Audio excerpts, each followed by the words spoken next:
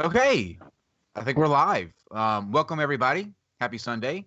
Kyle Curtis here for NonSequitur, joined by Steve McRae. Hello. Somewhere down I'm below, I here. believe that today. I'm not even looking. I think I'm down here. Yeah. Okay. And then somewhere back there, not on your screen, is Frankie from the Geek Room. Hello, Frankie.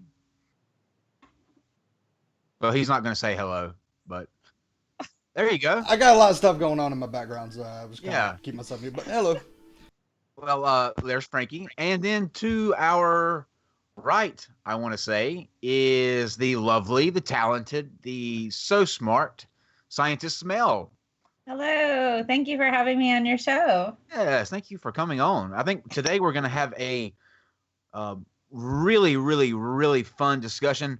We're taking a break from the controversy, the does a God exist, does a God not exist debate, and we are going to talk about food. And I'm not sure. Steve, you all right? You're muted, Steve. Oh, okay. No, go on. Continue. Okay. Just checking. So let me go over a couple things that we've got going on before we jump into it tonight. Tomorrow, we were originally going to have Dr. Seigart and Arm Huffman, who were going to have a discussion on evolution. Something has come up on their schedule, so that's going to be moved to Friday at 8 o'clock. We're still going to have it. It's just going to be on Friday at 8. Tomorrow, we're going to be releasing actually 2 videos that we recorded for our podcast, and that will be with Nate Dern from funnyorDie.com. I don't know if anybody's ever been to that website, but he is one of the head writers for Funny or Die. Been in a couple other things, stand-up comic, very funny guy. So that will be released tomorrow. Then on Tuesday, we have Matt Dillahunty and Inspiring Philosophy for a discussion on Is Religion a Positive Influence in Society? That would be at 6 o'clock on Tuesday. Wednesday, I'll be joined by KC, which is Godless Engineer's better half, I think. We're going to be doing something also a little bit different, but she doesn't take any bullshit. So it'll be a lot of fun with her, so join us for that. And then on Thursday, Godless Engineer will be here to have a discussion with Christian Anarchist, who was on last week, and they're going to be doing a discussion on was Jesus a real person? Myth, man, legend, you decide. So a big week coming up, especially with Tuesday and Dillahunty. Steve, would you like to further introduce our lovely guest and then what we're going to be talking about? Yeah, we got Melody, and she's a scientist, so we call her Scientist Mel. The name kind of gives it away. Yeah, I try to hide, but I don't do so well. It's a subtle thing that, but anyways, no, we got Melody here, and what we're going to be talking about tonight is kind of like the science of food and the science of flavor and what causes us to actually taste things, smells, and how things differ from perception. And we figured we'd get an expert in science, and guess what? She's a scientist, like a real scientist. She doesn't just play one on YouTube. Everything. I have scienced and everything, so that's really fun. Science. She's science. Why don't you tell everybody, Mel, what you do and kind of your thing, and then your podcast and all that other kind of stuff. Okay. Well, currently I'm in industry and I work in protein recombinants. So essentially that means we work with modified yeast in order for it to express particular antigens. And then I go through and I purify that yeast and extract the antigens. And those are used in various tests as well as research all over the world to detect various types of diseases. Doesn't sound complicated at all. Sciencey stuff. Science words. I need 3 words in that entire sentence she used. You also have a podcast, right? And a YouTube channel. I do have an audio podcast literally called #HeyScientistMel, because that's how people can communicate with me. That's the best way to communicate with me on Twitter, because my mentions, my ats fill kind of quickly. But if you use that hashtag, I can click on it and find everybody there, because, Twitter is totally not flawed. Not at all. No, not at all. Twitter is a cesspool. I think that you actually you had experience with that this week, did you not? That reminds me. Queen of cesspool this week, yes. Oh yeah. Are What we talking happened about there? cleavage gate? Can we discuss that real quick just for a second? I think that's worth. Segue time. Yeah. Okay, So there was some controversy this week with Scientist Mel, and I'm gonna let her kind of. Well, it wasn't even controversy.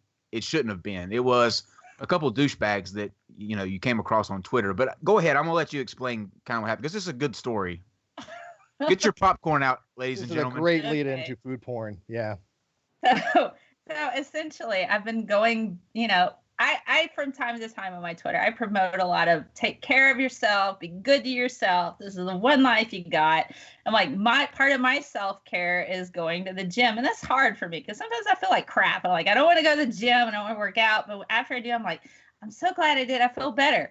So after I spent like an hour or so at the gym, I'm like, guys, I feel great. And I take a picture. I'm like, this is part of my self-care, guys. I'm back at the gym. I'm feeling awesome. Sometimes it's hard, but you can do it. And then there's a little bit of cleavage in there because, I'm not fully aware of my breasts at all times because they're like arms or feet or my nose or my ears or something. They're just there. I'm not constantly thinking, oh, wow, I have breasts. That doesn't go through my...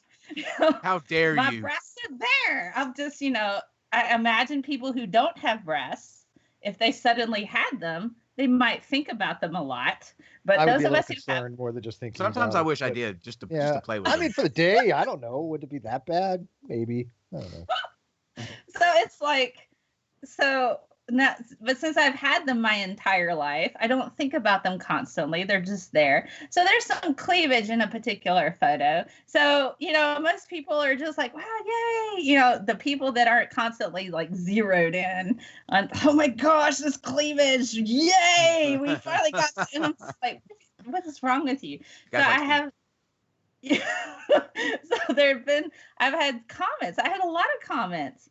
And so I posted one and I had blocked out. I'm like, this is not what I'm trying to do, guys. I didn't post this for comments on my body. I posted this because, this is hard for me to do. And I went to the gym. I feel better about myself. This is a woman trying to feel better about herself. I'm not looking for this. And then another guy posted a joke and he's like, what's a general joke about cleavage? I went, okay, but it's a direct comment on my picture. So, okay. And so I ended up quote tweeting it. Normally I just block out the face and the name because I don't necessarily want targeted harassment. I just don't want. Not today, Satan. So anyway, I quoted the tweet. I said that I don't really think this is funny. I wasn't trying to go there. And then I had other people go, I thought the joke was funny. And I'm like, well, I wasn't looking for comments. Well, you posed that way on purpose. This was a trap. I literally had somebody say that this was a trap. I actually recall seeing the photo now, and that's how, because I did it the other, and it's how little it really stuck in my head. Didn't even think twice about it. There was nothing about the photo that just said, oh, cleavage. It was just an innocuous thing from you coming back from the gym. I will say it was nice. It was nice cleavage. I mean, if I have to be, I'm sure it was, but I really didn't focus on it. I have to look at it again. I can say that. I'm not going to go on my way to go. Oh, that makes it okay for me to. So I'm sure it was amazing, but whatever. It went on for like 4 days. 4 days of this guy ranting. But to be fair, because I quote tweeted him, my non-weird people that follow me, they were just like, she wasn't trying to do that. Do you not see this as problematic? She is not here for you. She's not here to try to do this for you. This is not what this is about. Why you got to be weird? And so it was mostly men calling him out. There were a few women that called him out. It was mostly other men.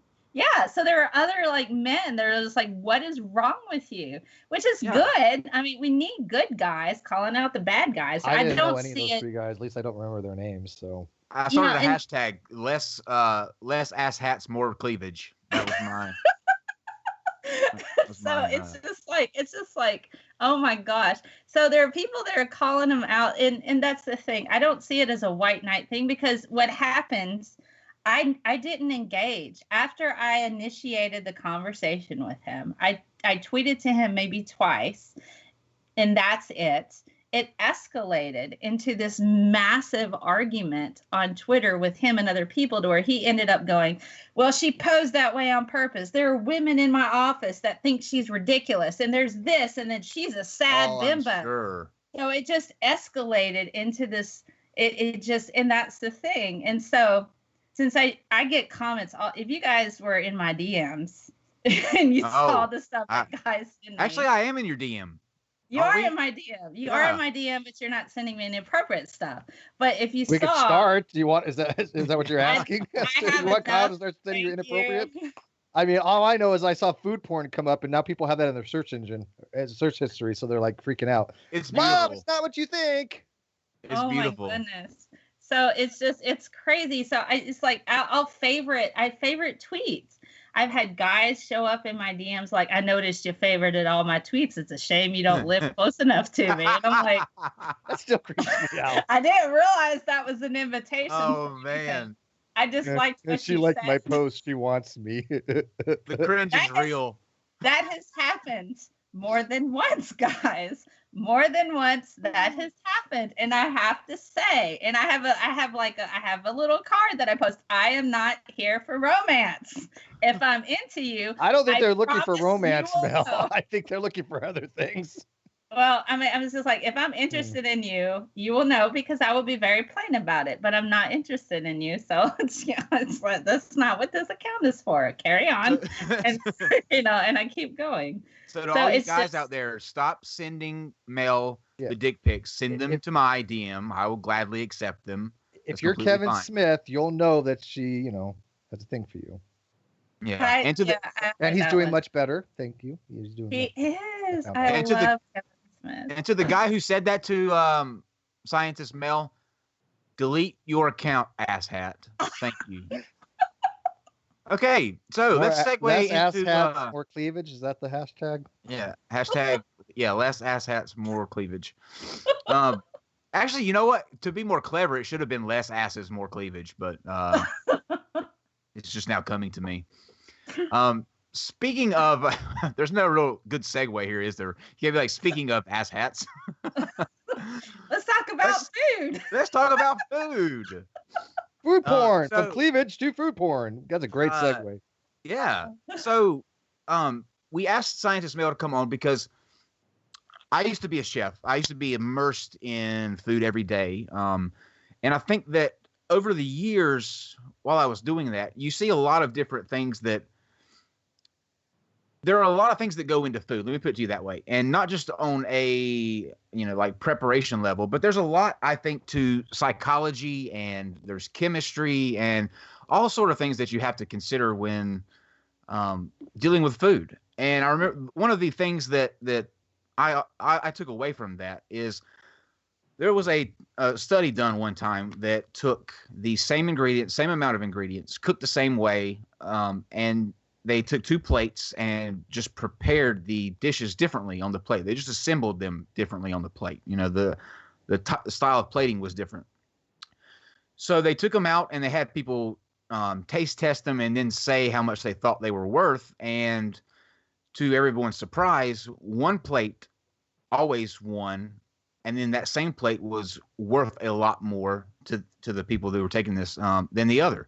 So there's a lot of how looks kind of go into what you taste and all this sort of kind of thing. So we asked Mel to get some science stuff together because we don't know science too well. And she is a kind of master at that. And so we're going to let her take us through some sciencey stuff with food. And we will jump in as we can, if we can, maybe. Okay. Okay, so there's lots of different things in regard to taste, smell, food. There's so much to explore here. One thing that I kind of want to go through first, and I didn't mention this to you guys before, about smell and memories. Are you guys familiar with smell and memories? Yeah, smell is yes, actually that's true. It's actually one of the for memory recall. It actually is a very good things that we recall is smell more than anything else. Yes, because the olfactory centers that are attached to our sense of smell are attached to that part of the brain where we can remember things. And so that's why we can smell particular scents and recall things that are nice to us or happy memories and stuff like that. So if you spent time at your grandparents' house and they made like muffins every morning, or they made pancakes, or your grandma had a special kind of cornbread that she would make in the morning, hoe cakes. I remember when my grandma used to spell. Now you're speaking my language. Pancakes. Now you're speaking my Or language. like lavender and cream cheese. Lavender and cream cheese. Yeah. So that's Steve's thing. Lavender and cream cheese. That's how you win his heart, lady. Yeah, that was Granny. Incidentally, didn't that guy on Twitter call you hoe cakes? Wasn't that a hashtag too? Kidding. Just call me cornbread. It's all right. If you're not familiar with hoe cakes, that's a very Southern thing. It's kind of like pancakes except with cornbread mix. So What's your thoughts on biscuits and gravy? Just real quick. Biscuits and gravy, what, with or without sausage? Is that what we're talking about? We have to have sawmill sausage. Have sausage. Right? Oh yeah. Sawmill sausage. You don't do the brown gravy for biscuits. That's not allowed. You have to have the white gravy. White gravy with bits of sausage in there. Sure. You are a woman after my own heart, I must say. And Southern I make Southern style. I make my white gravy with butter, not with like fat from the pan. I make it with butter. It's way creamier. Oh yeah, but I don't know. I think that breaks the Southern law. Not in my house. I think that breaks the Southern law. The Southern law in my house. Why do you think it is that we have that kind of sensory, that thing with the smell? Why is it that we could that be like an evolutionary thing? Like, well, what's the basis for? Or do you think that we have that kind of association between smell and a memory? That is a pretty interesting question. You would think that there probably would be some kind of evolutionary aspect with that, to where you can be able to initiate and say, okay, I know the smell. I know this particular area. If you're talking about logistics and you're moving through and you're trying to hunt for food, if you can associate a memory with a particular smell, that just makes you maybe a better hunter, a better gatherer, that sort of thing. Oh, I can smell the blackberry bushes. I've been here before. I know that this has a larger amount of, food that I can gather here as opposed to this other area. Perhaps smell is associated also with tigers and predators and stuff like that. So if you're out and about, it is quite useful, since our eyes, sometimes our eyes are not as good as our sense of smell. So even if our eyes go out, we still have those olfactory sensors in our nose, and that's attached to our brain in the area where our memory is.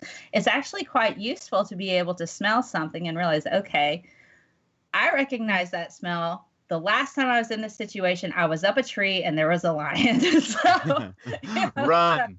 You remember that smell? The smell of death. Yeah, it's in the air. Oh my God, I'm gonna die. Quite scary, So yeah, I was in a tree and I had smelled that smell of lion. That was quite fearful. So I should probably not be in this area right now. So I would imagine. Why do we have like such a dull sense of smell compared to most animals? That's another good question. I'm not entirely certain, but probably over time we got to kind of think. What we see in biology is if you don't use a particular trait a lot, energy is removed from that and put in other things, and that trait can tend to die out. So if you don't use it, you tend to lose it. I mean, we see that. So we don't have a lot of predators, right? I mean, there's no selective pressure for us to really have a well-developed sense of smell in that regard. And like you said, so the body uses that energy for something else, like maybe increasing the intellect, right? But see, and then you look at people who have lost particular senses, those who have lost their sight, they have enhanced hearing to a degree, right? Perhaps, and I haven't looked at studies in this, maybe they have an enhanced sense of smell as well. But that's the thing. If you put more effort in a particular sense and you spend more time on it, you develop that skill a bit better. It's going to stick around. So we see people that have lost other senses have these other senses enhanced because they need them. That gotcha. makes sense. That makes sense. That does make sense. Okay, so continue on with what you were saying in your we were getting into the middle of the food thing. I'm sorry, I'm that way. I have a mind that just wanders, and so I'll ask probably 30 random questions while we go. No, on. that's all right. So yeah, I was looking up stuff about smell and memories, but that's always kind of cool. And so when you smell something, and sometimes it can even initiate an emotional response that's associated with that memory. So is it true though? Is the person who smelt it dealt it? Is that a fact? No, it's not. Okay. Curious. I've always wondered that all my life, so I figured I got an expert on that. Frankie says Possibly, yes. you know, Frankie says yes. doesn't Frankie definitely protest says too yes. much. You know, if you protest a lot, that wasn't me, that wasn't me, that wasn't me. Y'all don't you pay no attention to the man behind the curtain. That ain't you know? Frankie. Frankie's like, I own that one. The lady doth protest. So there you go. So there is that. So that's kind of like with smell and memory. So if you have fond memories or you start to feel like warm-hearted about a thing, like, oh, the smell. Oh, this is a nice smell. My grandma used to make this particular dish, and now I feel all happy and I miss her and I'm sad, or I need to go call her now. You know, so that can also initiate emotional response. So it's interesting that people do have some kind of emotional responses related to food.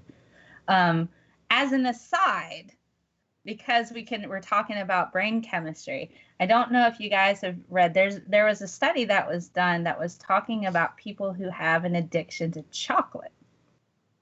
And so people who were eating chocolate, it was firing off those who are prone to addiction. It was firing off the opiate receptors in their brain. And so they were eating this chocolate and it was firing off those opiate. Now this happens to me. We were talking about Taco Bell before. This happens to me with Taco Bell cheese. that processed cheese that I can't have because it rips my guts open, but it gives me that overall like, oh my God, this cheese is fantastic. And certain cheeses can do that to you. So food can fire off those opiate receptors. Smell does that to me. Ice cream. Smell of sugar cookie. Just, oh my God, it just gets me euphoric. You must really lose your mind at Christmas time, Steve. I love it. I don't even like sweets that much for some reason. I occasionally I'll get an urge for some sweets, but something about sugar cookies and pumpkin spice and all those Christmassy smells. Just pumpkin spice. You're so basic, Steve. Oh, I am a basic bitch. You're so basic. I'm simple, he's a woman that shops at the Gap. I'm easy to please, baby. When it comes to I can see some Steve in some heels. That'd be a sight. Be like, I gotta go to Old Navy or the Gap with my pumpkin spice latte because it's autumn. Blueberry and lavender ice cream for me. That's my thing. But there is real science that's associated with these opiate receptors being fired off when people eat specific foods, and it can be highly individual. But this study focused on people who were addicted to chocolate, and so they received a type of high off of eating this chocolate. Now, when they gave them the drug that they give the heroin addicts who overdose on, morphine or heroin or whatever, they weren't interested so much in the chocolate. So it blocked off that firing of that receptor in their brain to where they weren't entirely interested in the chocolate. Wow, that's crazy. Yes. How long do you think it will be now that the government knows that chocolate can be addictive? How long will it be before it's a Schedule II drug? I don't think that'll be a problem because I think there might be chocolate lobbyists. It's like I got to get my fix of Hershey, man. Oh yeah. It's interesting. Another interesting site, because you would be surprised how much of the food industry actually fuels a lot of science. Oh yeah. Nestle, for one, funded a study with the American Heart Association to show that dark chocolate, because it has antioxidants, it's beneficial and can reduce your risk of heart attack. Now they don't. Are you serious? Yes, there's a study that was funded by Nestle. So that's one of the things that I kind of talk about on my science channel is that read the conflicts of interest in who funded the study. Now, the study didn't say go out and eat a lot of chocolate bars. It was looking at the dark chocolate, and it was looking at primarily, the actual cocoa. It wasn't looking at like a fully formed bar. Don't go out and eat like a pound of chocolate a day. That's because you have other things. You have the sugar, you have the wax, you have these other types of biological molecules that are going to cause you entirely different health issues. Oh yeah. Yeah. I think it's interesting how the FDA came out and reversed their opinion on saturated fats. You know how it used to be that fat was the enemy, and nowadays it's kind of being targeted at sugar, which makes a lot more sense because back then when they came out with the fat's bad for you, fat's the enemy thing, foods that went fat free, you have to replace that kind of those tastes with something. So they went in the direction of sugar, and that's where you started to see the spikes in heart disease and obesity and diabetes. So now they're kind of walking that back. And there was one article I said that the headline, which to me, this is the greatest headline in all of history. It's just one that you want to see everywhere. But it was doctors now advised to eat bacon every day. And who doesn't want to see? I'll do the bacon diet, but I thought, I mean, obviously I would think that polysaturated fats are still bad for you. Anything that's completely hydrogenated also it's trans fat. But trans fats, things that are saturated in, but monounsaturated fats, they're fine, are they not? I mean, you want to stay away from the trans fat kind of stuff, right? Yeah, you want to stay, and the reason for that is the shape of the molecule. So I don't have anything with me for like visual aids, but essentially, if you can think about, and I could probably screen share and find trans fats. Use Star Wars figures like you usually do. Yeah. Okay. So, all right. So if you can imagine, the letter N, okay, that is a trans fat, but stretched out a bit, not mushed together, but stretch out a bit like the letter N. Okay. And since fats, what happens when you put fat in water? It floats. It floats and it collects together, right? Mm-hmm. Well, that's the oil. That particular one is the unsaturated fat, the polyunsaturated fat, where it's all mostly double bonds. It forms this water and it's liquid. Well, that's what it's going to be in your blood. But what about the animal fats? Have you had a roast in a crock pot and then let it get to room temperature? What happens? You'll have little pockets of fat that'll start solidifying. You'll have like an ice skating rink, except for fat. And then it'll be eventually be a layer. Yeah. The worst ice skating rink ever. You just skim that off. That's all. You just skim that off. Well, here's the thing. The reason why it does that is because of the shape of the molecule. It can compact together. It's straight lines like Lego bricks. Okay. So if you can imagine Lego bricks stacking on each other, all right, that's what it does in your blood too. Now, the trans fats, the reason why those are so bad is because, you can break apart pretty easily. Now, can you imagine instead of Lego bricks, if those Lego bricks were in N shapes that were spread out a bit more and were stacked? How hard would that be to pull apart? Like the Great Wall of China. It's pretty freaking hard. That's a trans fat, and that's why it's bad, because of the shape of the molecule. It sticks together in that elongated end shape, and trying to pull that apart or break that apart, it's bad. And since it has pointy ends, it's not like flat straight across like the meat fat that you would see in your crock pot. It would stick in the corner of one of your blood vessels, and then guess what it becomes? A wedge with a perfect barrier to stop everything. It becomes heart disease is what it becomes. Yes, it becomes heart disease. And so not only do you have this jagged Lego that's stacked with other jagged Legos, now it's stuck in the side of your artery, and it's like a perfect jagged wall that's blocking everything.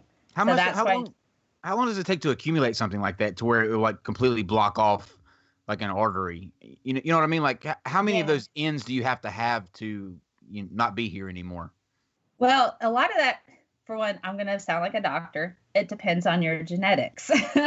Gotcha. You have a means to break that type of thing down, and that's going to depend on your overall level of fitness. The more exercise you have, the more likely you're going to be using up those type of oils and fats in regards to energy usage. So they won't just be laying around. They'll be actively used in whatever activity you have.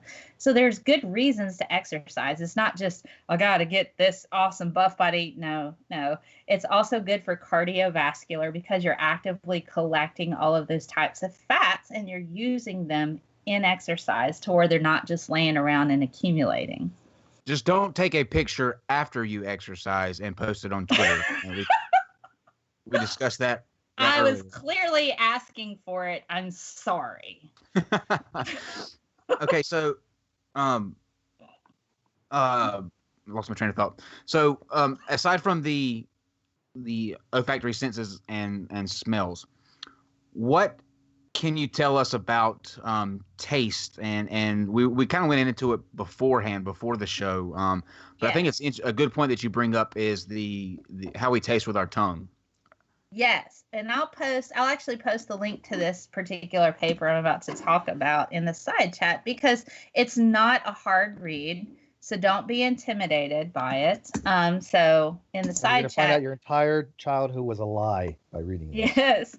So I put an NCBI paper in there, and it talks about the science a bit associated with taste. And so we've been taught ever since we were little about how we have different portions of our tongue that pick up bitter, that pick up sweet, that pick up salty. Your tongue pretty much equally shows all that you can actually taste everything. Can I screen share on here a bit? Sure. Okay. So Yeah, I'll screen share and I'll show a bit of this paper and show you guys kind of like the diagram. Okay. Can you guys see it? I hope you can. We can. All right. Yep, So same one I have here. yes. I wonder if I can The zoom myth in. of my childhood, just which I already can't. knew was a myth anyways, but Brace still, yourselves, All right. audience. it still reinforces the fact that I grew up living a lie.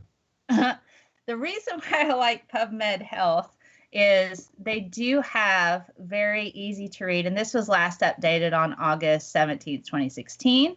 That's important because you really kind of want to stick to research that's been done within the past 5 years.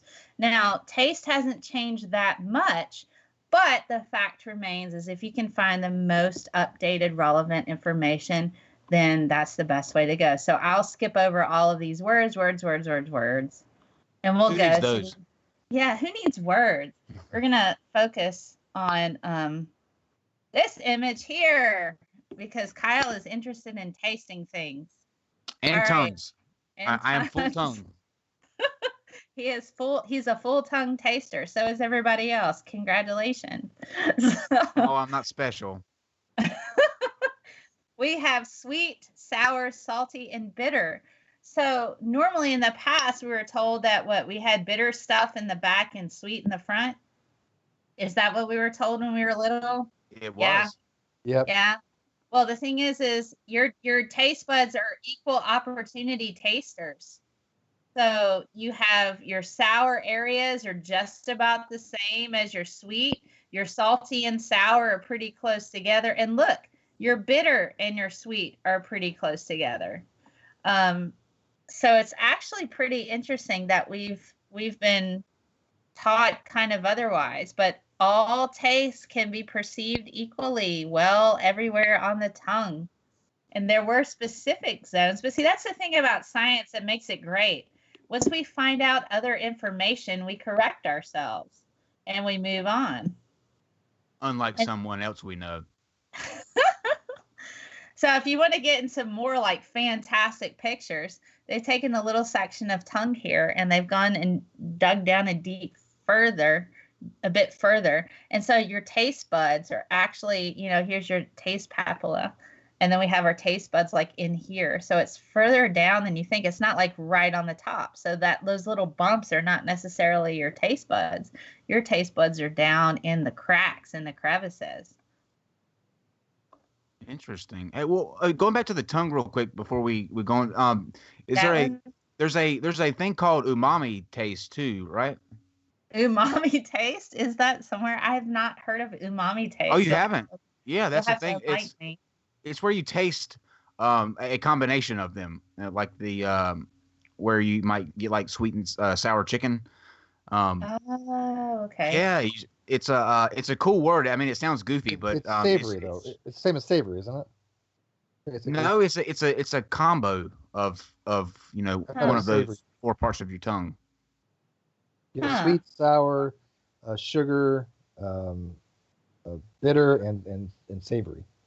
I'm trying to see something associated with that. Get this though. Check this out. Most of the taste buds are on the tongue, but there are also cells that detect taste elsewhere inside the oral cavity, in the back of the throat, epiglottis, nasal cavity, and even the upper part of the esophagus. So you can taste with your nose and your epiglottis. You can taste with your throat, your nose, your epiglottis, all of that. And what is an epiglottis? That's the thing that's like in the back of your throat. The flap? Yeah, that little flap there. That's in the back of your throat. So, and guys, if you don't want to chew your food, snort it. Tastes the same. Are you starting a new teen challenge, snorting foods instead of eating Tide Pod? We're going to be responsible for so much now. You smell it, right? And aren't you actually tasting it at the same time when you're doing a wine sniffing? You still have some kind of taste with it associated with that smell. You would think, yes. I mean, I know I enjoy my food. I enjoy smelling it, and I enjoy, if something smells bad, I'm not going to be able to eat it. I just can't. It just, and they do have things called super tasters. Have you heard of super tasters? I have not. No. Okay, super tasters. I'm trying to find some information on that. Sounds like a wine snob. Hi, I'm a super taster. But super tasters experience the sense of taste far greater than average people. They have an intensity associated with with taste. And so they can also have an increased sensitivity to bitterness. And there's actually an article on Scientific American to how to find out if you're a super taster. Tell us how. So do they have you taste something and tell if you can taste it or not? Because there are certain people that do taste certain things that other people don't taste. Like some people don't have a certain enzyme or something that allows them to taste something that I like. For example, capstan. Some people can't actually really detect capstan well. I'll put there's a home experiment you can do to find out if you're a super taster, and I'll put it in the side chat here for YouTube. And you should be able to snort Tide Pods. That'll tell you if you're a super taster or not. Oh my God! Please don't snort Tide Pods. Don't do that.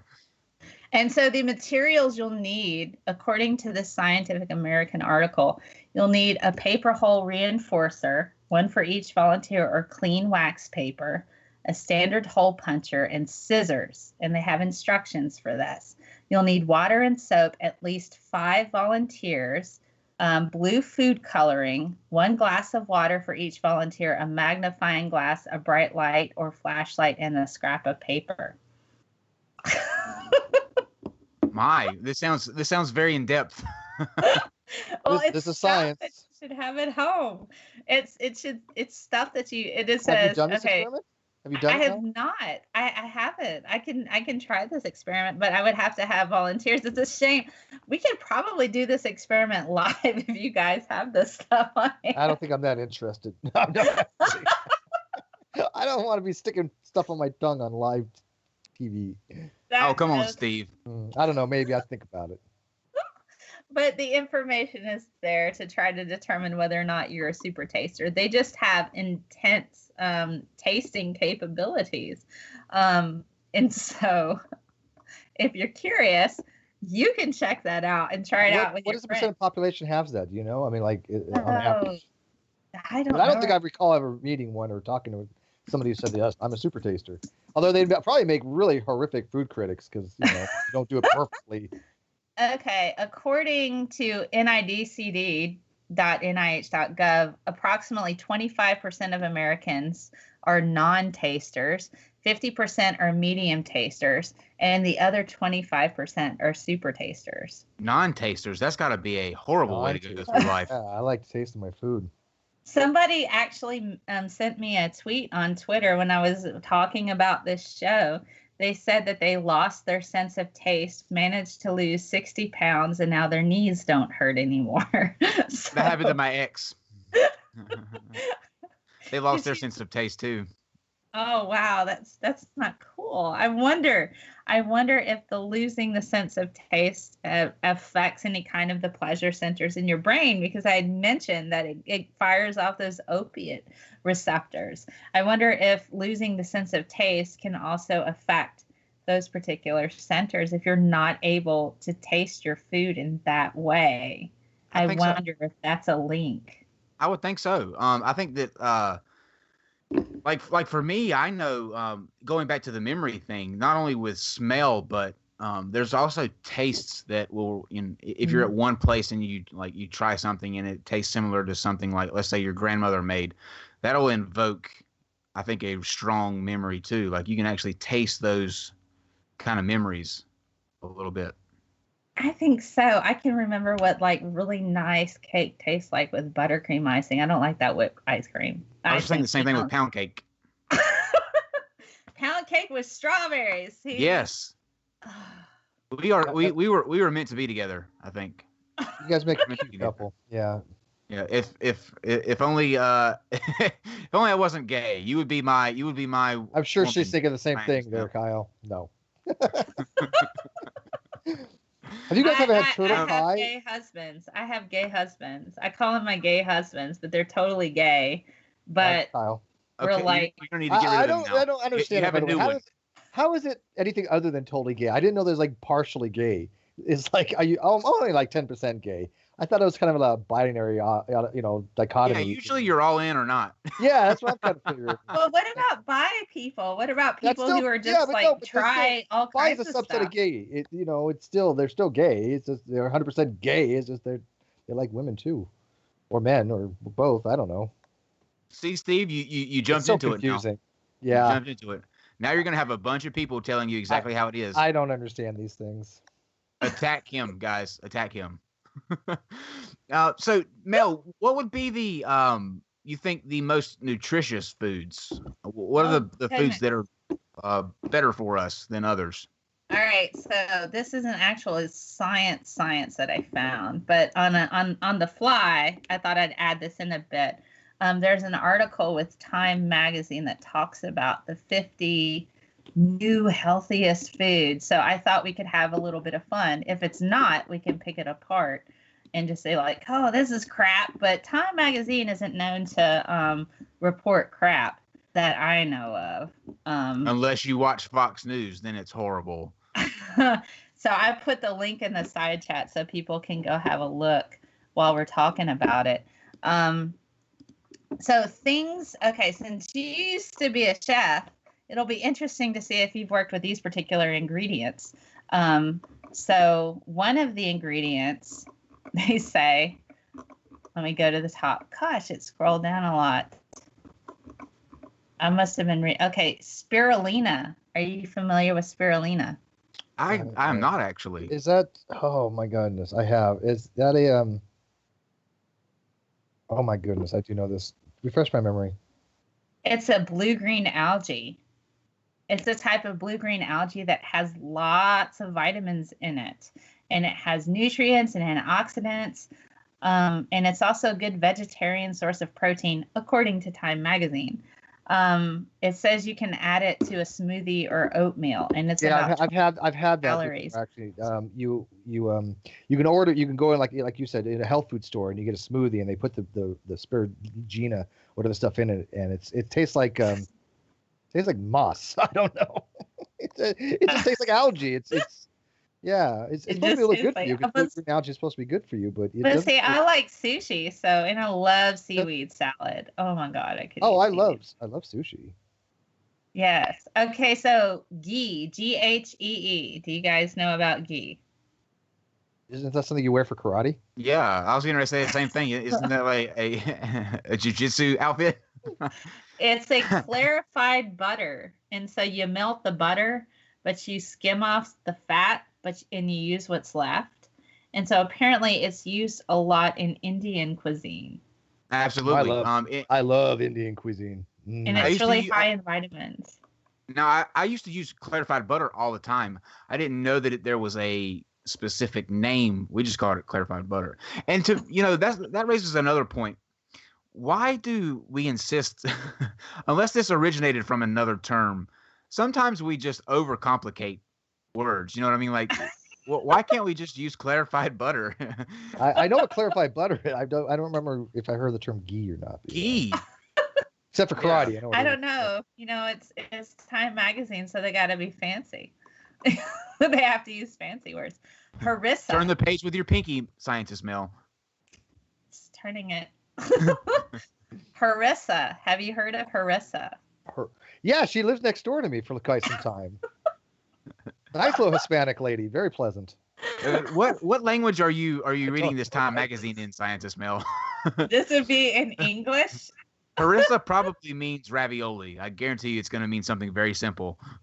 It's chili paste or powder. Why can't we just say chili paste? Time. So, get your shit together. Come on, guys. You know, they have to use fancy words. We're in a world where people buy into sciencey sounding words. You gotta understand. Excuse me, Why guys. do you think Goop does so well? They use in Deepak Chopra. You know, Where's your Harissa located? Oh, it's by the ghee over there. And the spirulina. Yeah. The spirulina I do remember. I do know what spirulina. I did the other ones. I have no idea what that. It's odd to me, Steve, that out of the clarified butter and the chili paste, you remember the algae.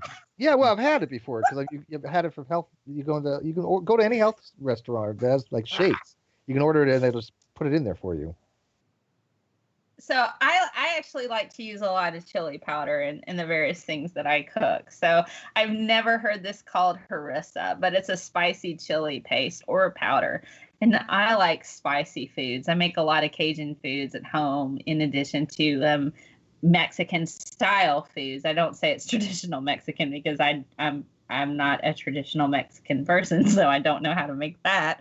But I've gone to Louisiana enough to like kind of adapt how they cook things, and I'll bring spices home from there when I go to New Orleans. And bold flavor there. Bold flavor. I love it. You love sriracha? Sriracha? I actually like sriracha. I love sriracha. Yeah, yes. Excuse me, not sriracha. Le blah blah blah. Whatever fancy name they were gonna have for sriracha. No, sriracha's good. Gotta have something. But I get a little plug for one of my favorite seasonings is Slap Your Mama.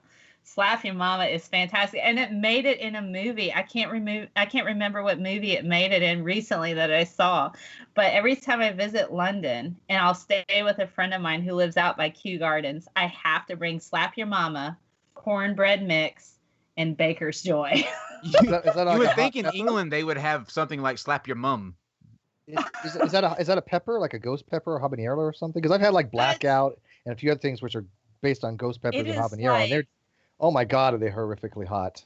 No, this isn't hot. It's okay. Cajun food is almost like a very nice little twinged kind of art. The heat hits you later. It's not instantaneous. It's a slow burn. And so Slap Your Mama has a little bit of the paprika, a little bit of all of the different spices that they use, and it is good on literally everything except maybe sweets. I haven't tried it there, and I don't think I will. All right, I'm gonna go shopping spice. tonight, and I'm gonna ask them, do you have Slap Your Mama, and see what kind of look I get. I'm gonna film it too. It's yes, Slap Your Mama. And so I'll buy it in giant containers. You know what's really fun is getting through airport security and then checking your cornbread meal in your mix for gunpowder and asking why you have Interesting side note. Did you Crazy read, lady.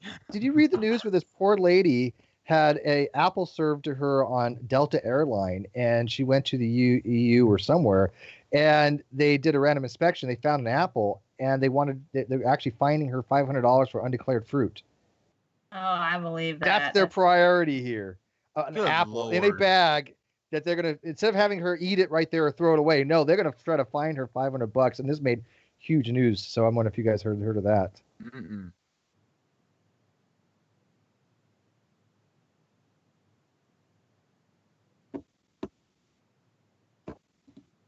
Oh, they can't hear you? Frankie, they can't hear you? Oh, Frankie was saying, our producer was saying in my ear here, hey, we can do that. Hey, my producer is saying in my ear here that people have been fined for like having oranges, $500 on Netflix. Was that Mr. Producer? On Netflix.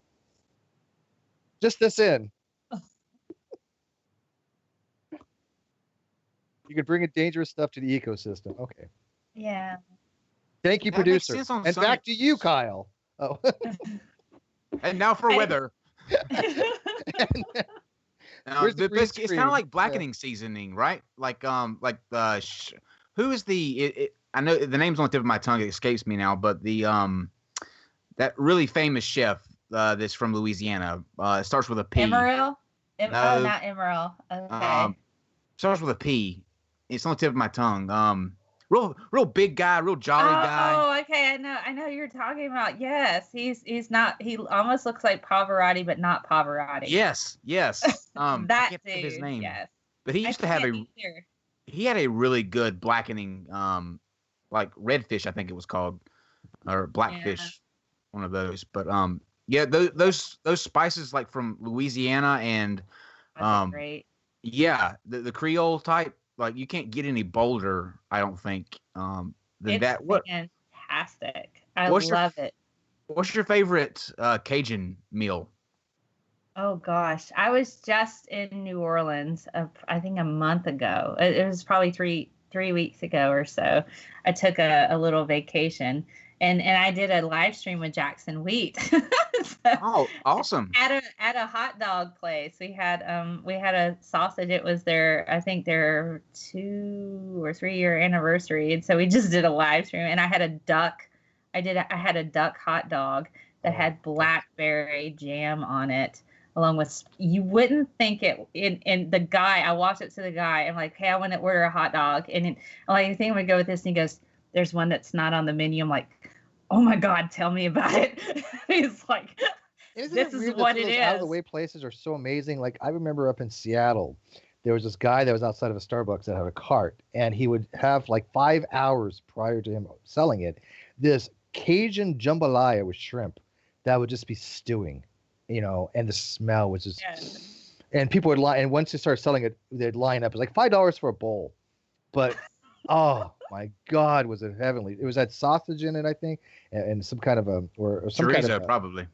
No, it didn't have chorizo, but it had and it wasn't really sausage. It was more of a andouille. It might have been boudin. Like an Italian sausage type thing in shrimp. Andouille. Yeah, it's probably andouille, but it was so yummy. Oh my God. But yeah, so I ordered the duck sausage with blackberry preserves and hot mustard. And he was like, I've never had anybody complain about it. I'm like, I will have some duck sausage, please. How was it? Oh my God, it was amazing. Duck when cooked right is fantastic. It was a duck hot dog, man. And he had etu fries. Wow. It was like French fries with the etouffee on it. Oh my God. I guess it's like your Louisiana version of poutine, like I've never had poutine, but I tell you what, if there's a place, Steve, I believe you've never had poutine. I've never had poutine. Yeah, I'm poutine free. I know you can make it easily enough, but it's not the same. I want to have real poutine. I want poutine in my face. I want as much poutine as I can get in my face. Well, the Canadians are very obliging, and they will probably be happy to give you as if you want to give me if people want to give me poontang, send me poontang. I'll take your poontang. I want to try it. Oh, Lord of mercy. Hot dogs. I hear it's good. What's wrong with poontang? That's what you're going to take away from Canadians this. love it. Hot dogs and What? I'll tell you what. People have told me in Canada, anywhere you can go, you get poutine. And you walk down the street, poutine in your face. I'm so sorry, Canada. I don't like this generalization about you any more than you do. No, not poutine. I do not stand behind this. People in the live chat think not poontang. Poutine. Let's get it right. P-O-U. This is food porn, not just porn. Yeah. Let's. Kyle is blushing. I am. It's not every day that you get to hear "I want it on my face," and I hear it gets all over the place. Yeah, we yeah, I'm not sure. Fries with gravy and cream How do you cheese recover dip, from? yeah. How do you go back to food now from that? When you were talking about earlier about how we're so harissa demonetized is a chili powder, and then popcorn is a thing. I want to talk about the spice thing when you were saying the chili powder, how it would go with like sweets. One of my favorite all-time desserts is a maple and bourbon chocolate muffin, and then they have a like a mascarpone cream cheese icing, and then they take candied bacon and crumble it up with a little bit of chili powder on top of it, and it is to die for. Oh God. Okay, so I have to tell you, in New Orleans at Aunt Sally's, they have pralines that have a hint of Tabasco. Oh man, Oh, I it's love like, pralines. oh God. So it's like their traditional praline that they have that's very caramel flavored with the brown sugar and the pecans in there. But then there's that slow burn of Tabasco that just See, increases I'm over not a time. fan of It's Tabasco, and it's just it's small quantities. I think the people way overuse Tabasco sauce. Well, this is just a little hint of it, but it's enough to where you're just like, ooh, yeah, Yeah. that's quite nice. But I like that bourbon. I like that bourbon maple. That sounds pretty amazing. It's they have this really, it's like a fancy donut place, but I don't think that I've yet to, speaking of donuts, I've yet to have a donut better than Krispy Kreme can do. I Krispy don't Kreme think has that you can outdo. Do you have those out west? We do, but nothing around me. But I tell you what, the other day I actually had plans to head out for somebody, and we were going to go get some donuts. But of course, as people know by now, I got stood up. Okay, so but I said screw it. The next He's day, not bitter. I'm not bitter at all. No jadedness coming over here. Nothing You're not jaded angry. here. I'll get You're over not it, angry. okay? But I had to go out because we had a power outage here, scheduled one, and so I was going to head out, so I had some internet access. And the first place I went to, this little local donut store, and I had this cinnamon type croissant cream filled thingy, and it was the best thing I've had in ages. It was delicious, and it satisfied me, because I wasn't going to get satisfied in any other way. So I wanted donuts, and I got my donuts. So yes. Oh When gosh. you have a sugar rush or fix for a sugar thing, you do what you got to do to go get your sugar thing. Somebody sent me a tweet about Galaxy donuts, and I'm just like, oh my God. I've never heard of those. Okay, so they're donuts, but the glaze looks like a galaxy because it's all blue and it looks like it has stars in it. I think I Let me have see. seen that. Yeah, People are talking about habaneros, by the way. It's a true story. I had a habanero many years ago, a whole one, not just bite, a whole habanero. And people know by now I have some stomach issues, and this was like when I first started to have stomach issues. I was in such excruciating pain that you no end. And let me tell you, to this day, the toilet there still has indentations of fingers. So yeah, don't eat a whole habanero. It is goodness. it is going to ruin your life if you even survive it. Somebody just recently ate 2 habaneros and they had to go to the hospital. It can do some major damage. Don't do it. It's horrible. Unless it's with mango, and then it's delicious. Habanero mango sounds delicious, but you don't eat a whole habanero. So here are Galaxy donuts because I really want one of these because it is the end of the world as we know it if you eat a habanero whole one. Oh man. So here's a recipe for Galaxy donuts, and they look like the freaking universe. They're so pretty, and you can probably add sprinkles to them.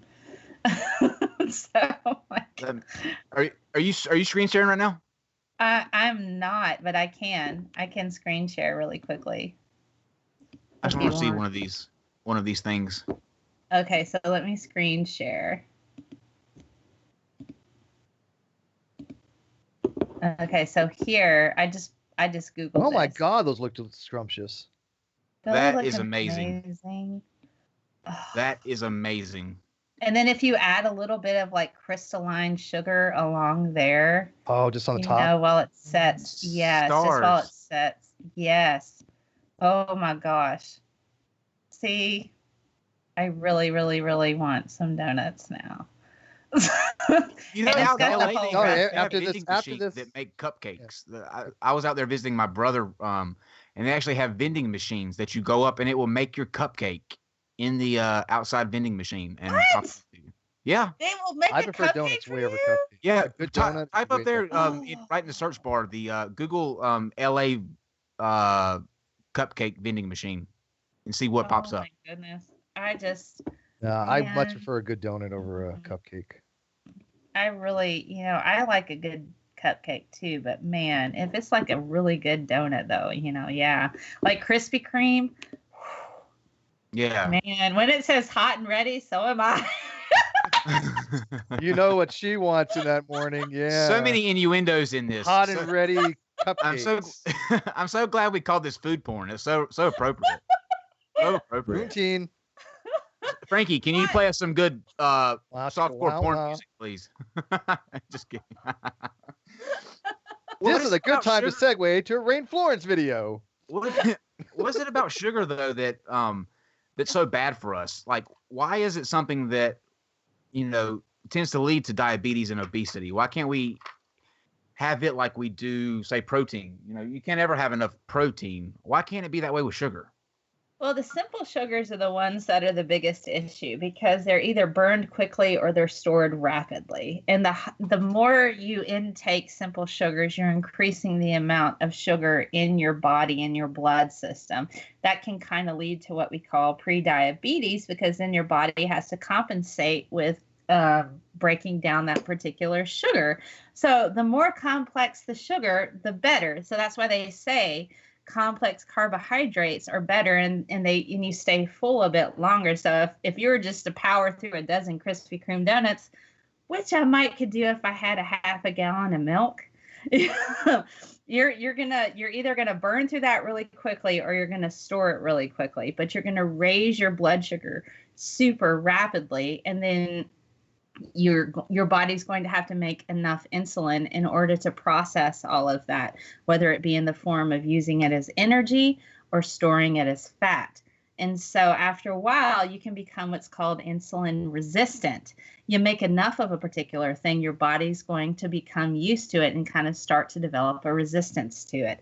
That's what we call pre-diabetes. And that's when they start putting you on drugs like metformin and that sort of thing in order to try to get you to not be resistant to insulin. And how do we choose whether we burn it quickly or store it quickly? Because I'd like to find that switch where I burn it very quickly. But doesn't it make a difference what kind of, like you said, if it's a monosaccharide or disaccharide and how it affects your glycemic index? Because your glycemic index is going to tell you how fast your body is going to raise your insulin level in response to some kind of sugar intake, right? Yeah, and a lot of that is going to, again, I'm going to sound like a doctor, it's going to depend on your family genetics and family history. So diabetes. If you know diabetes, as Wilford Brimley would say, right? Diabetes. Well, I mean, would you say that? So if you have to like eat sugars, would you say that generally though it would be better to eat things that are more complicated sugars, disaccharides like lactose or sucrose or maltose? Well, not even sucrose. I wouldn't. Okay, well, lactose. Lactose is a disaccharide. Well, even disaccharides are still a little bit more of a simple sugar because you only have one bond connecting to glucose. You have a glucose and you have a fructose and sucrose. And so you only have glucose and fructose. I did a video on this, believe it or not, with a bond, the N1 alpha bonds and beta bonds. Yeah. Yes. So I mean, you only have one bond connecting the two. So the more complex the carbohydrate, the longer it's going to take to break it up. It's a glycosidic bond, right? Yeah, so you got the glycosidic bond, and so the longer that it takes to break that particular molecule apart, the more time your body has to work with that. And at the same time, you also feel full a bit longer, and so you don't have such a really dramatic spike in your blood sugar. It's like a little steady rise, so that's important as well. This happened with me because I used to be almost 300 pounds at one time.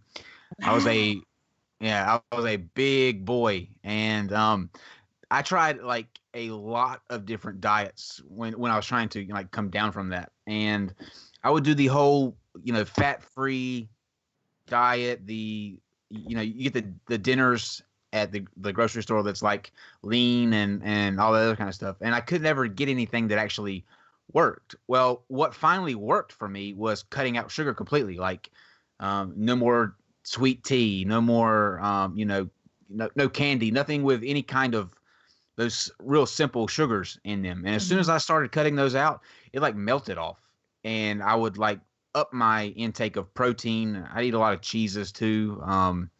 You can't eat cheese and still lose weight, guys. You can't do it. everything in moderation. But if you do have a thing where you're constantly eating a lot of simple sugars, it is a good thing to kind of pull back from that and kind of shift your diet But if you get away from the simple sugars, let's say you get into the more complicated ones, the carbohydrates, the polysaccharides, things like starches and things of that nature, right? Those are going to be more complex chains. Those still have their own problems, right? Because people have been saying you don't want to have a lot of carb loading. Carbs are basically complex sugars. Oh, yeah. Yes. I mean, you still can't just sit there and eat like 4 baked potatoes. Right. Which is going to be like the same as a Snickers candy bar. Yeah, see, when I lost 20 pounds, I cut down my carbs. I had a higher protein, lower carbs to have the same amount of total calories. But, you have to have a certain amount of proteins, you have a certain amount of carbohydrates, a certain amount of fats. And I had it all, balanced out. And I did lose 20 pounds. I went paleo. That's how I did it. I went paleo. I didn't do any kind of...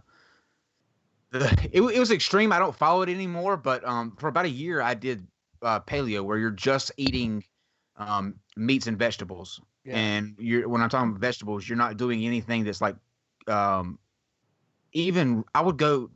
didn't even go on the potato route. I just did like green vegetables and like peppers and squash and that kind of thing. I even stayed away from potatoes. Yeah, I think that you also avoid things like legumes and nuts and things like that, don't you, for the paleo? I didn't. I kept those within I know one or two people that actually are on the paleo diet, and they do the ketone diet where they go into ketosis, where they start trying to burn ketones out of the liver rather than glucose. I don't know the efficacy of that. I've tried to look into it when I was trying to do my own diet. Yeah, no, I from what I understand, I guess for small periods of time it's okay, but. You still have to take into consideration when they're saying eat bacon and stuff like that, especially with what we call the Atkins diet, where they're trying to push you to eat more fats and protein. You still have cholesterol. So you still have all of these other things that can build up in your blood vessels. And the guy who developed the Atkins diet, I believe, died of a heart failure. So having a lot of high cholesterol. Yeah. I was on statins for a while because of high cholesterol. So, mine's normal now. But, when I was back eating shitty foods, a lot of high cholesterol fast food stuff, I had really high cholesterol. Well, even still, some people have a genetic predisposition to make some of that bad cholesterol and not enough of the good cholesterol. And so if you have a genetic predisposition for that, eating foods that already have some of that bad cholesterol in it just exacerbates it. So, for instance, my family history, we have stroke, we have heart attacks, we have stuff like that. So I'm like, okay, I know they have a history of bad cholesterol. I currently don't have an issue with cholesterol, but I am trying to be active. I am trying to, I know I have the knowledge of what my genes likely are. I haven't been genetically mapped, so I don't know 100%. But I know what my risk factors are. And so I'm limiting my risk factors by I'm eating these particular foods, not so much of this. These are sometimes foods over there because we got to have a Scotch egg every once in a while. You know what I mean? So it's like, you gotta have some of that every once in a while. But now, could it be you're just not getting enough? Could it be you're just not getting enough vitamin B17 in your diet? Oh God. Sorry. Wow, you had to go there, didn't you? I'm ashamed. You had to go there, didn't you? I'm so ashamed. Thank you, viewers. Yeah. Shame on you, Steve. Well, let's hit back before our hour's up. Let's hit back on the a couple more of these superfoods that you have, and stay away from the B17. Yeah, give us one that we know. Give you one that you know. Okay. Well, I'm like answering lots of different questions, so I'm trying. All right. So goat cheese is one. I like goat cheese pizza is good. Okay. I've had that. It has less fat per serving than most other cheeses, so that's good, right? It also contains a lot of protein and calcium and 3% of your daily dose of iron. So you need iron too. Yeah, but you don't want too much iron in your diet too, right? A lot of iron actually cause problems. Right. Well, it says according to the Time magazine, some research has suggested that compared to cow milk, goat milk increases iron absorption and benefits your bones. It's tasty. It has a really different taste than cow milk. Cow processed cheeses. Okay, here's something for Kyle. Quinoa stuffed kale rolls with goat cheese. Yes, I love quinoa. Is it the red or yellow quinoa? It doesn't say for the particular recipe, but I can let you know here shortly. I'm clicking on it now. A tip, by the way, guys, when you're cooking with quinoa, it takes a little bit for the water to absorb in it. It kind of can like get really thick on you very quickly. So if you soak the quinoa at least 3 hours before, oh yeah, it's like spinach, right?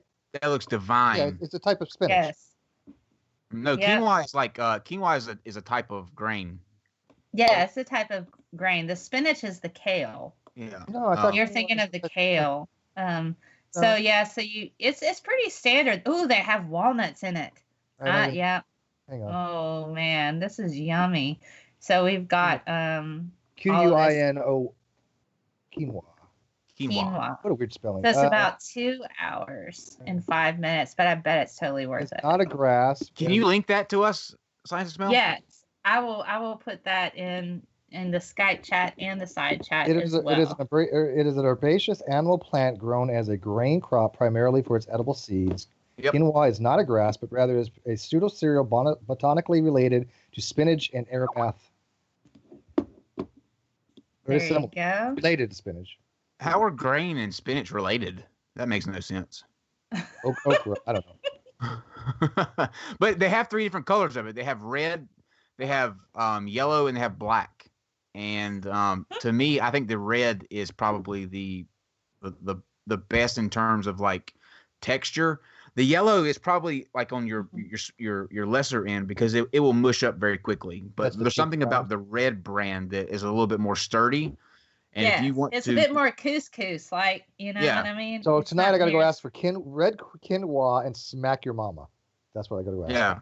Okay. You know what? That would actually be good. The smack your mama in the quinoa if you put that I'm in down for that. I'll try it if with they have some shrimp. Oh my God, with some shrimp. I have a good tip for you guys when you do shrimp too.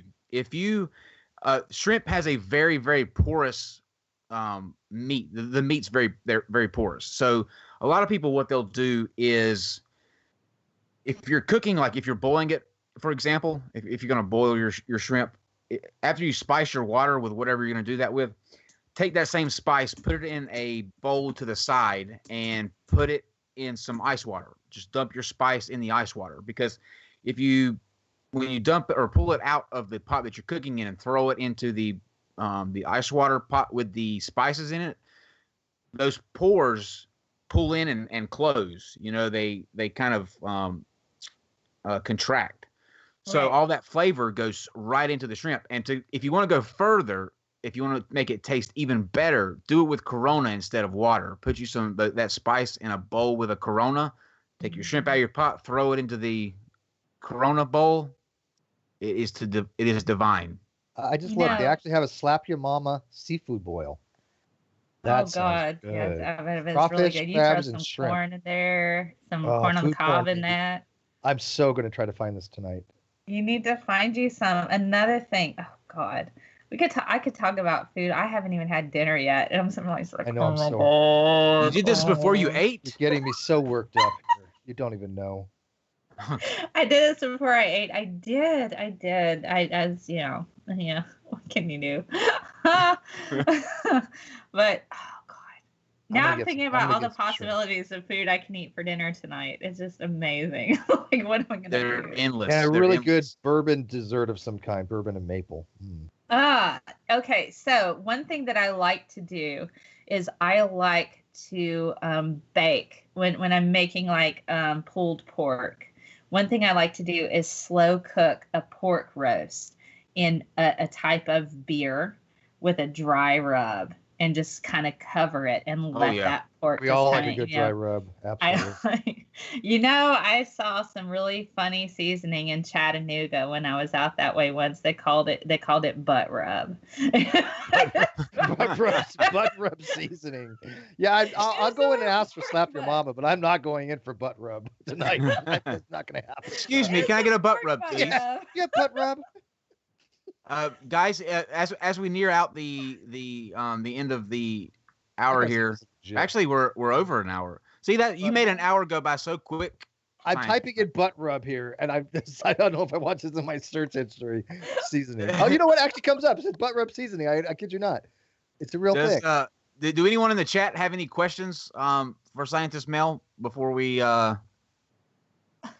Butt rub barbecue seasoning by Bad Brian's. Nice. Yeah. It's just, another thing, if one of my favorite whiskeys that was to come out of Chattanooga before, and while we're waiting on questions, was Davy Crockett Salty Caramel Whiskey. But I think that sounds good. God, I think the distillery caught fire. Yeah, so it's like when they had the big fire out there, and I'm just like, no, Davy Crockett Salty Caramel Whiskey. What am I gonna do now? That's gotta be a bad fire too. I like the Jack Daniel's Mesquite barbecue sauce. Ever had that? No. Really Jack Daniel's, it's like a Jack Daniel's barbecue sauce. We did have a couple of questions earlier. If you want to go with sure. Go for it. I think it was Tony. Somebody had asked, why is it when you plug your nose, you don't taste things as much? I think that's probably because there's olfactory things in there as well. Yeah. There's an olfactory sensor of some kind. Well, yeah. Also, we have to remember that we do have, as we saw in that particular article with NCBI, and it was talking about how we have taste centers also in our nose and in our throat and all the way through. So I imagine if we plug off certain aspects, there could be a link between how we smell and how it is that we taste. So we plug off certain knobs. I find if I plug my nose up, I can still taste just fine. Yeah, I still can too. So, it's not as much. But it's a notable difference, but you still taste. Y'all must be super tasters. That might be a super taster thing, yeah. Somebody wants to know where Kyle goes to get his butt rubbed. That's a different question. No. Well, it depends on the day. Yeah, next I try to ration it out. You know what I mean? Like on Mondays, we'll have one, Tuesday another.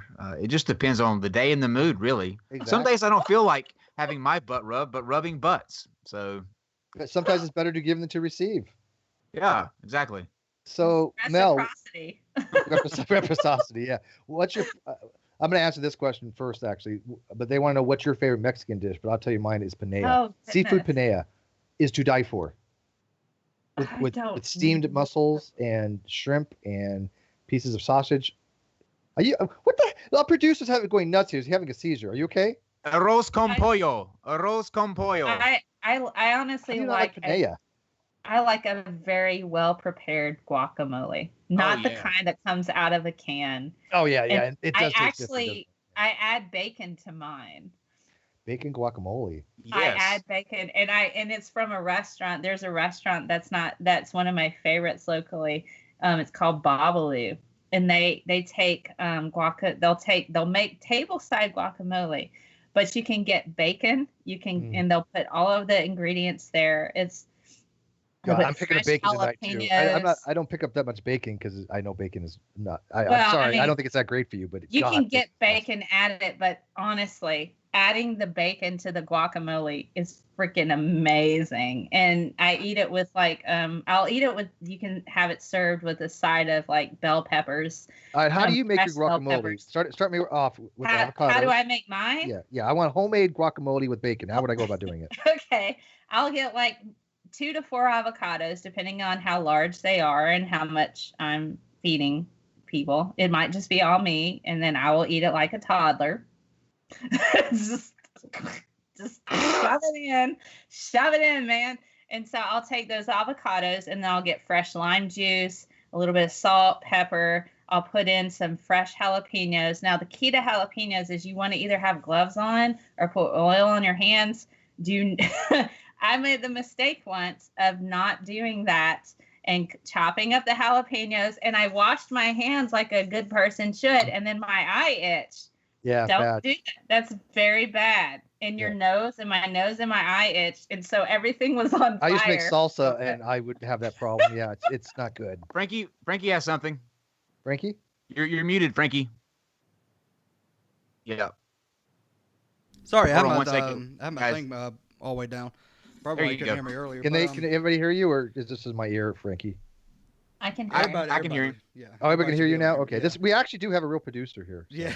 He's not just in our heads. Real quick, I've actually had that story. Like, I've had like cutting jalapenos, my hands are burning. We was trying to figure out ways. I was putting like candle wax on there, trying to pull out the oil and stuff like that. But my wife read a story where this guy cut a jalapeno and went to go use the restroom. So then his crotch was on fire after that. So Yes. I didn't do that. It's funny because it can happen pretty easily, actually. Yeah. In a non-erotic way, dumping candle wax all over his fingers. I was trying to figure out any way I can to get my hands to stop burning. I literally just like stuck my fingers into wax because I heard it could pull the oils out from your skin. So I went whoosh, right into hot candle wax and. There was a question earlier that was similar to this. Somebody had asked, why is it you don't like water isn't great for cooling your if you have something really hot, like a lot of capstan. So why is milk better for it? Do you know? Well, when you're dealing with particular things that are setting off, your sense of fire, you got to remember you're dealing with organic things. It's likely oils. Oils are setting up. The capsaicin is an oil base. You have oils from the jalapenos. You have oils from all these different peppers. So you have to kind of combat it with something else. And so water's not going to do it. All it's going to do is cause that oil just kind of mush up a bit better. But if you have something that has other enzymes and properties in it, you look at like yogurt, you look at milk, that's going to break that down a bit faster. Yeah, I think there's a protein in milk that breaks down the yes. But you didn't let me finish my recipe. Somebody asked me about I'm still waiting for the recipe. Yeah. Cilantro. Sorry. Yes, you have to add, now avocado, some people cilantro tastes like avocado, cilantro, jalapenos, lime, salt, pepper, and then you add bacon to it. So the lime's the acid. Okay, so let's kind of break it down food wise. So lime is the acid, right? It keeps it from turning brown and keeps that. Yeah, exactly. Green. Because avocado, once you expose it to air, it's going to start oxidizing, right? Just like apples. Put a little bit of lemon juice on your apples if you're having a party, so they don't turn. The brown. acid helps reduce that oxidation rate. Yes, right? it reduces the oxidation. So you have avocados, lime, cilantro. What was the other things? Salt, pepper, jalapenos. I've been doing that, and bacon. And bacon, and then you put on the top I gotta admit, tomatoes. Jalapeno and bacon does sound yum, but I don't know, maybe. Let me tell you the greatest snack, by the way, real quick. If you take a cantaloupe and you take bacon and you wrap the slices of cantaloupe in the bacon and bake it off where the bacon crisps, it'll like caramelize on the outside of that piece of cantaloupe, and it is amazing. That does sound pretty good. How do you get the texture of the guacamole? You have to cook dinner for me one time. I would be happy to. He's going to. Yeah, no, he already told me he's going to make his signature dish for me one day. I have a cool story to tell you guys. When I was in a fraternity, I had a fraternity brother who was, he had a girlfriend that was out of state, and they have this long relationship over a long distance, and he was going to propose to her one night. So he asked me if I would play the part of a private chef, because I'd never met his fiance, or now his wife, but I'd never met his girlfriend at the time. So he wanted to make it look like he had went through and hired this personal chef to come in and, cook them this intimate dinner. And then afterwards he proposed to her, and she said yes. And I think it was because of the meal she had. And if I didn't love him, then it could have gone a lot worse. So you're welcome. You know who you are. So let me ask you this: Do you think that food? Because I've noticed this. Maybe this is me, so I want to know from a chef. Do you think that food prepared for you from like somebody you know as a chef tastes better than when you cook it yourself? Do you think that when you're actually in the receiving end, people are making something a dish? Do you think it tastes better than the dishes that you make? Because when I cook something, I usually go, it's okay. Sometimes I go, damn, this is actually better than I expected. But for the most part, I like to eat other people's food, right? I mean, it's just they prepare it. It's I don't know what's in it, and it just freaking tastes amazing. Do you think there's a psychological thing involved there? Yes. That goes a lot, I think, to the. I know when I was working, like every day in the kitchen, you're spending 16-hour days, in 90+ degree heat.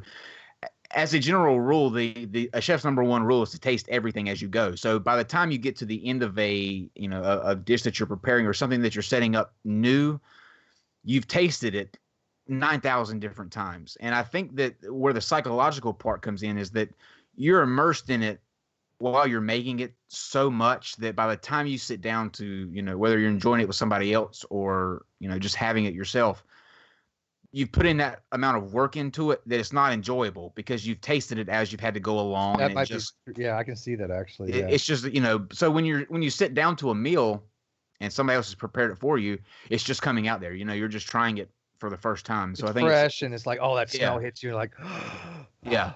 Now I've had people that they're at one place that I was at, Ethos Southern Bistro in Salisbury. They had a guy come in, and he would come in probably every other Saturday, and he would want something that's not on the menu. He would tell them to go let me know that he was here, and I would just have to come up with something on the fly for him. Like that was his thrill. He wanted to see and have something that wasn't on the menu. So and when you get cases like that, that's a lot of fun. You would think that would aggravate a chef, but those are the real fun ones because you spend so much time every day preparing the same dishes over and over and over again that when you get to go in and use your creativity, it's fun. But I think the fact that you're doing it all day long and trying it as you go and making sure that it tastes just right, that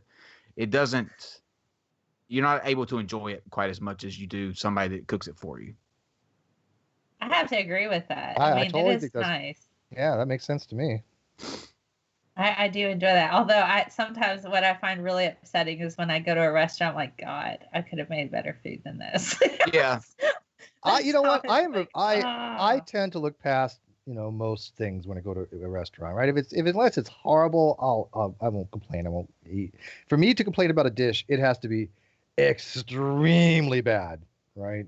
People think that I would be overcritical too of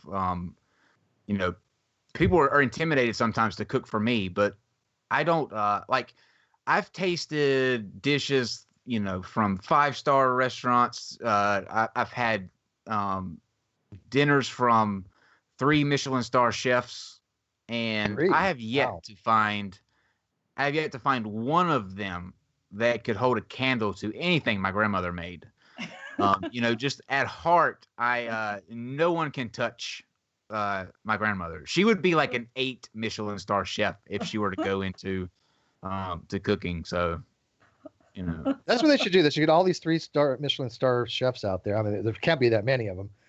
And then get their grandmas and have them cook. But they're like, you learned it from somewhere. I think there's actually a restaurant in New York. I don't remember. I think it's in New York. But there's a restaurant where they've hired people's grandmothers to come in and cook their dishes. And it's fabulous. It's absolutely fabulous. Here in North Carolina, we have this place called the Daniel Boone Inn, and you don't order off a menu. You come in, you sit down, and they bring you the food, whatever they're making that day. They bring it out to you, and you pay one flat price. I would be so willing to do that. I know it's divine. I think it's like $35 a person. So it's well worth it. But you don't run out of food. Like, they have no limit on it. So what they bring up, if you like it, they keep bringing it, and it's go for breakfast, guys. If you're around, it's in Boone. But if you're around there for breakfast, go there. You will leave in a wheelbarrow. I promise. They will have to wheel you out of there. We had a place in Palm Springs that had pan-fried chicken that was like that. You could not leave without taking a bag of pan-fried chicken with you. No matter how much, you could just eat as much as you want. And after you were stuffed, they gave you a whole big bag of it to go. Chicken and waffles. Chicken and waffles. Chicken and waffles. God, I make some killer waffles. So let's close out with, first of all, Steve, is there any more questions? No, but kind of. There's not a question, but somebody had mentioned something in the live chat, so let me bring it to your guys' attention because this is the NonSequitur Show. Might as well ask these kind of questions. Homegrown, organically grown human meat, would you eat it? Homegrown what? Homegrown meat. Human meat, in a laboratory. You can grow meat now in a laboratory. So this is pretty interesting. I had this talk with nobody died Myers. for it. I mean, so I actually human meat. It's a human meat. It's a real thing. Yeah. Mel, please bring some clarity to this. Okay, so when I did my live chat with PZ Myers a while ago, we talked about ethical cannibalism. Yeah, I remember this. It's kind of one of the reasons I Okay. brought it up. Right up your alley here. I'm I sorry, read that guys. like- I lied. We couldn't go one stream without going to the controversy. Here we go. Ethical cannibalism. Ethical cannibalism. Let's do it. Ethical cannibalism. Ethical So, cannibalism. he's pretty much a vegetarian. And so I was asking it, and we were talking about STEM technology, stem cells, and that sort of thing. So if we were able to generate through the use of human stem cells to generate meat from that, would he, be interested in that? And that's the thing. The biggest issue with cannibalism is being, first of all, it's people. Secondly, when you get past that, it's all the diseases that you can get from ingesting human meat. But if you completely eliminate that and you're able to grow human meat in a lab from stem cells, it probably would be okay. I gotta tell you, 100 years. I'm telling you, 100 years from now, people aren't even going to think twice about it. Be like, yeah, give me that freaking person on a stick. Hold on. Let me stop. Let me put a brakes. Let me pump the brakes on this real quick. How were we able to go from this to considering eating human? Like, what happened to regular meat, like cows? Why is steak all of a sudden off the that's menu? the other question. If they can grow any type of meat, why would they want to grow human meat as opposed to like cow meat? But maybe somebody might have a, Well, I mean, humans fetish can for human meat. consent Maybe they like the to taste of it. undergoing what. Well, I mean, you think about it. Humans can consent to undergoing to having cells extracted from them and grown in the lab and that sort of thing. So if you're a vegetarian and you're struggling with the issues of, are we harming cows? Can they consent to giving their cells and that sort of thing? If you have humans say, yeah, sure, take my stem cells, grow a burger. Well, let's get okay. Man. The two biggest factors are gone with the grown meat. Obviously, the diseases, they can eliminate that, and obviously the ethical issues of killing something. All that stuff Sure, gone. yeah, you're not going to get prions and crap like that, because that's one of the biggest things, cannibalism, prions, and your brain the goes Swiss prion. cheese, right? Yeah, pretty much. So you eliminate those things. Somebody asked the live chat, hit one if you would eat human meat, grown human meat, and two if you absolutely no way. Because I'm telling you right now, 100 years from now, I don't think it's going to be a big deal. I think they probably might say, hey, you know what, you want human meat? Go ahead. As I said earlier, before you answer, Scientist Mail, as I said earlier to the guy on Twitter, delete your account. Yeah, look who just answered. Look who the first person to answer one was. He's like, yeah, goddamn right, I'd have some human meat, baby. He's like, wait, I already have. It tastes like chicken. Delete your account. Yeah, if I had to guess, one person that probably could tell me what human meat tastes like, it is our producer. Oh my goodness. He's not denying this. Oh my goodness. Yeah, Well, Once You know, again, and I say this every stream, I didn't think I would have to say this stream. I thought we'd be okay this stream, Yeah, but I am not high enough for this. I don't think DNA is going to be a problem. I mean, eating human flesh. I mean, you're eating protein.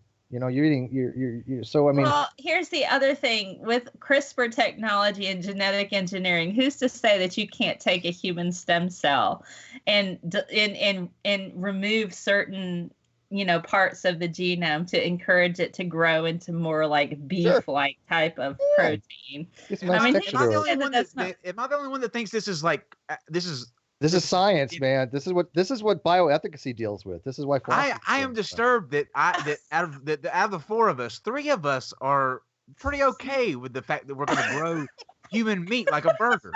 Am I the only one that just thinks this is just this crazy? Human hot dogs. She's talking about duck hot dogs. What about human hot dogs? Okay, all right. So I have a question for Kyle. Kyle, if we're able to take human stem cells but change them genetically enough to where they're more like cow cells, and then grow those now changed cells into like cow meat, would you eat it?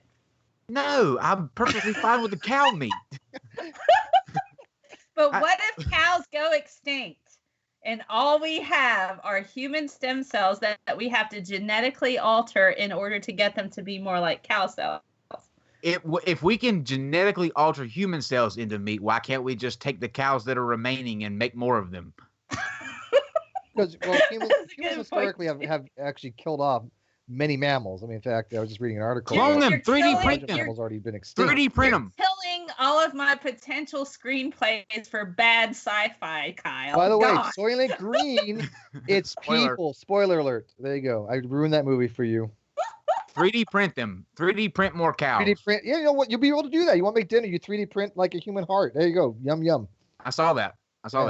There's there is a research institute or something like that is they're 3D printing like human tissue. Sure. You can do that. So why not print it up for food then? I'm fine with that. Look, don't get me wrong. I am pro technology and food. I am anti 3D printing human steaks or that's what I'm asking you. No, or I'm human chimichangas or a tortilla that's made out of I want a human hand hock. I print it out on my printer. I'm hungry. I'm craving some flesh of some human. An epi tortilla. Yeah, exactly. Kyle is going to need therapy after this episode. Yes, I am. Yeah, this is gonna be our most popular video to date. Watch. In the form of a glass bowl with a little THC in it. That will be my therapy. I will quickly forget the conversation where I was the only person out of 4 that could not believe we were talking about cannibalism. Ethical cannibalism. Okay, you should completely watch my episode with PZ Myers and have a look. It was pretty fun. What was that's on your channel? Yeah, the science of PZ Myers. Yeah, I think a lot of this stuff is psychological. I mean, obviously, if there was no ethical concerns for or laboratory grown meat, then it's a psychological issue at that point. Yeah, it's a huge psychological issue. You're goddamn right, it is. Huge. Would you do it for money? I don't know personally if I would try it, but I don't think I'd do it for money, Kyle. Oh hell yeah. Okay, so he would. He's just we're just in negotiations at this. Yeah, point. he's a chef. He's willing to try anything. So I'll do anything for money. I do mean anything. And if he likes it twice. All right, let me ask you this question: what is I'm enjoying this, so let's not cut it off too soon. But what is the worst food you've ever had? The absolute nastiest. Humans. Bar none food. What? Humans. Cracker Barrel. That just sounds like such a race. I'm surprised they're able to keep their name. That was when they were taking down the statues. The Confederate statues. I remember looking at the TV screen, going, "Cracker Barrel's next." You know that, right? I had to work. Do you remember Little Sambo's? Remember that restaurant? Oh, that was charged with the Little Sambo's restaurants back in the 70s. But no, so I'll tell you my the worst food I would never try. Balut. Ain't no damn way I would try balut. I would literally starve to death before I had to eat balut. I've had it before. It tastes just like an egg. If you can get over eating a baby chick, it's okay. There's no getting over eating a baby chick. It a 2-week-old duck or chicken embryo that's been in the ground. Gives it a nice crunch to it. Where in the hell did this streak go? Philippines. Wait. Cannibalism and eating whole baby chicks. And my second one would be tripe. Where are my gamers at? If you eat baby chicks, you get evil points. Tripe is nasty too. Thank you, Robert. Tripe. Sorry, baby chicks. They're the cutest things on the planet. Tripe. Not these. Mine is rude. They're featherless and stuff like that, so it's easy. Dude, no. Oh. Do they have the beak still intact? Yes, some do. Some even have feathers. So it is a weird thing. If you can get over it, it tastes okay. You can put some sauce to it, but it's a Filipino delicacy. So I've smelled it. I never ate it. I've been to the Philippines. I've smelled it, but no, I'd rather have something like a pancit canton. That's good for me. Caviar would be mine. Caviar would be the food that I would never. Caviar's good. I've had caviar, and it was like, wow. You don't like roe? Really? Yeah. No. See, I like roe on stuff. I don't mind a little fish eggs on and stuff. I think it's good. No. What's your scientist, Mel? Oh God, man, I don't know. I've yet to have escargot, and I don't think I will because I have issues with things that leave snot trails behind it. It's good. No, escargot's good. It's Frankie, what's the food? The fermented fish that's in Sweden, I believe. It's like really smells really bad. Oh, I know what you're talking about. Yeah. Either that or I know there's I watch Andrew Zimmerman that does it a lot. There's fish heads that you bury in the ground and leave them there to ferment and you eat them. I couldn't do that. What is wrong with people? What the hell is wrong with people? I think it's pronounced surströmming. No, surströmming Follow is me like here. That means that you had somebody that took a fish head and said, "You know what? I'm going to eat this at some point." Okay, great. What are you going to do with it in the meantime? Put it in the refrigerator? No. We're gonna bury it in the And- ground. Ever heard But of isn't that Casamigos? how they ferment kimchi? No, kimchi's okay. Kimchi, I'm not a big fan of Kimchi's kimchi. put in a but- jug and shoved in the ground. Yeah, I mean, no, that's what they kimchi is do just with fermented cabbage. But have you ever heard of that. Yeah, but that's, Casu? no, I don't think so. Casu is a type of cheese that has been basically fermented to the point where there are maggots growing in it. Oh, No, fuck that. no, God, why would I eat It's a that? delicacy. That's- I am sorry, No. ladies and gentlemen. I never meant for this to go this way. Oh, you know never where If we're you going have this not way. ever Like in the seen Lost Casu Boys. You're eating Go look it maggots, up. Michael. How you does will it not sleep taste? tonight. You'll probably never eat again, for that matter. So we're going to leave you with that because we are the NonSequitur Show. Casu, go check it out. If you have the balls to eat that, you are my freaking hero. Actually, we're gonna leave it on a happy note No, for we you won't. guys, and that is gonna be Scientist Mel's red velvet waffles. Pleasant thoughts. Yes. Pleasant. Red Okay, velvet. okay. So if you want to cheat your way through red velvet waffles, get you 2 little muffin mixes, or you can get 2. You can buy these at the grocery store, where they're right next to the muffin mixes, but they're cupcake mixes. Red velvet, get you 2 packages, throw them in a bowl, add an egg, a cup and a third of milk. Mix it up with a little bit of oil, couple teaspoons, pour that in the waffle iron, and then coat it with a little bit of powdered sugar. You get your red velvet waffles. It's real easy. That's pretty See, that's much better. good. Let's have a look at that. Thank you. Also works with muffin mixes. Do it with banana nut muffin mixes, blueberry muffin mixes, all of those. 2 packages, an egg, cup and a third of milk, couple teaspoons oil, throw it on an iron. I'm going to buy a waffle maker All now. right, let's end it with that and Poontine.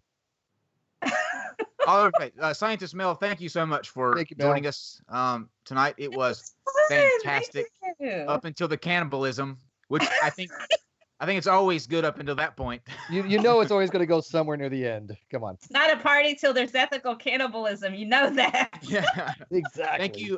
Thank you, Frankie from the Geek Room, as always, for No coming problem. on and up until the eating the baby chicks, because that's another thing. So I blame you two for cannibalism, and then Frankie, you for the baby chicks. But anyway, join us Tuesday at 6 o'clock for Matt Dillahunty and Inspiring Philosophies. Michael Jones for a talk on not the benefits. Can't even think. Is religion a positive influence in society today? And then tomorrow, look out for a special video with Nate Dern from funnyordie.com, a lighthearted comical interviews that about the making of that website and what goes into that writing. Other than that, I'm Kyle. That's Scientist Mel, Steve, Frankie, and we'll see you Tuesday at 6. Yay. Good night. Bye.